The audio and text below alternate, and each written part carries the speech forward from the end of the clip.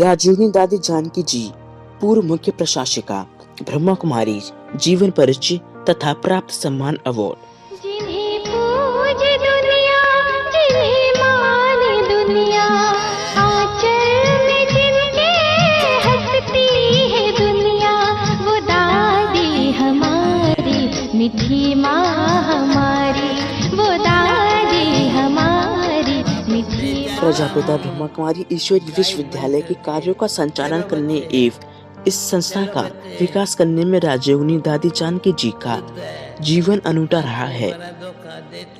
आजादी के तुरंत बाद जाति प्रथा सहित अनेक सामाजिक परंपराओं के बंधनों को तोड़ते हुए दादी जानकी जी एक सक्रिय महिला आध्यात्मिक नेत्री के रूप में अम्भेरी।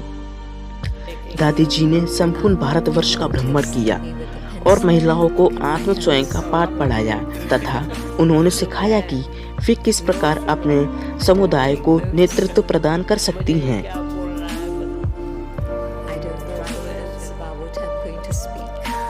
बचपन से ही दादी जानकी जी को इस बात की चिंता बनी रही थी कि वे किस प्रकार दूसरों को जीवन को सुखी बना सकेंगी। बाल्यकाल में आप पिताजी की घोड़ा गाड़ी में घूम घूम कर शाकाहार का प्रचार किया करती थीं और बुजुर्ग तथा बीमार लोगों की सेवा के साथ साथ उनका आत्मसम्मान बढ़ाया करती थीं। आपके प्रारंभिक शिक्षा के अनेक भारतीय शास्त्रों के अध्ययन से ओतप्रोत रही हैं और उन शास्त्रों की अनेक बातें दादी जी को पहले से ही कंठस्थ थीं। परमात्मा और सत्य ज्ञान की खोज में आपने अनेक तीर्थ यात्राएं की।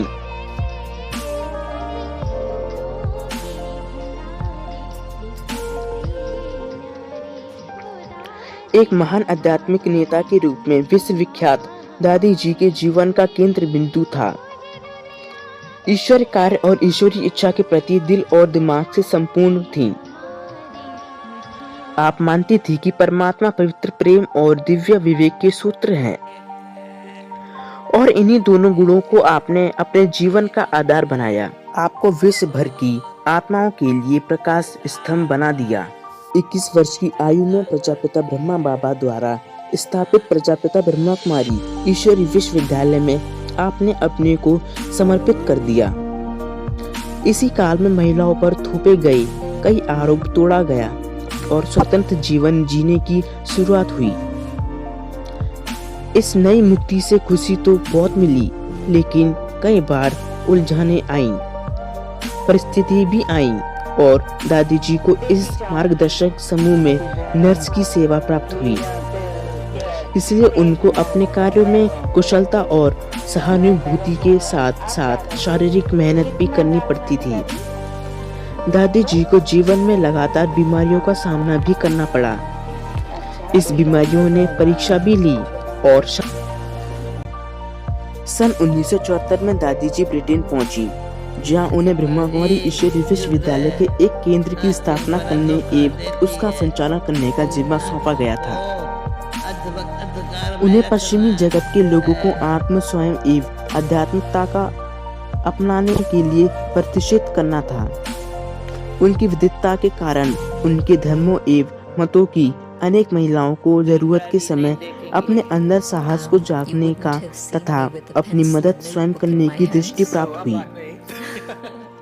उनकी प्रेरणा से आज ब्रिटेन में अनेकों ईश्वरीय केंद्र स्थापित किए जा चुके हैं तथा दुनिया के करीब 140 देशों में भी ईश्वरीय केंद्र की स्थापना हो चुकी है। संस्था के विद्यार्थी एवं शिक्षक शिक्षिकाएं अस्पतालों, विद्यालयों, जेलों और शिविरों बेसहारा बच्चों लोगों के आवासों में जाकर उनकी सेवा करते थे तथा व्यसनियों को भी व्यसन मुक्त करने की कोशिश करती थीं।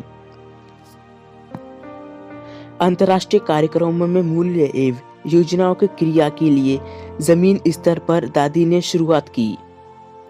परिणाम स्वरूप उनके लोगों एवं समुदायों को लोगों का जीवन स्तर विकसित हुआ तथा पर्यावरण की स्थिति में भी सुधार लाया गया।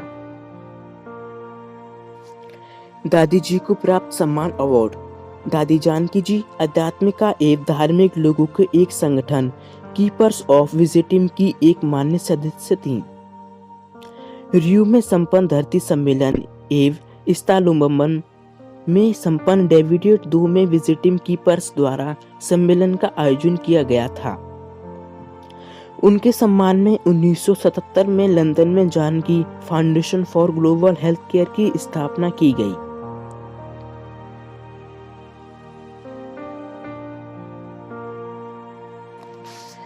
दादी जानकी मात्र तीसरी कक्षा तक पढ़ी।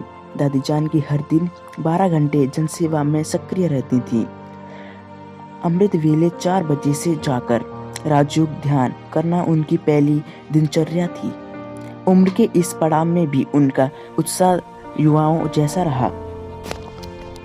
ब्रह्मा कुमारी की मुख्य प्रशासिका राजयोगिनी दादी जानकी जी अपने दिव्य व भव्य जीवन के 104वें वर्ष में इस लौकिक दुनिया को छोड़कर चली गईं।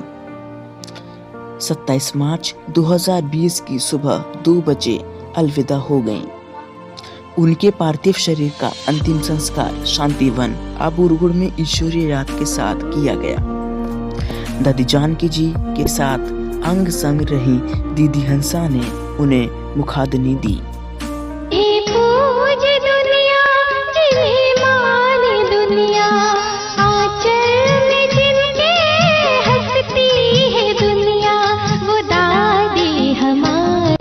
मीठी माँ हमारी वो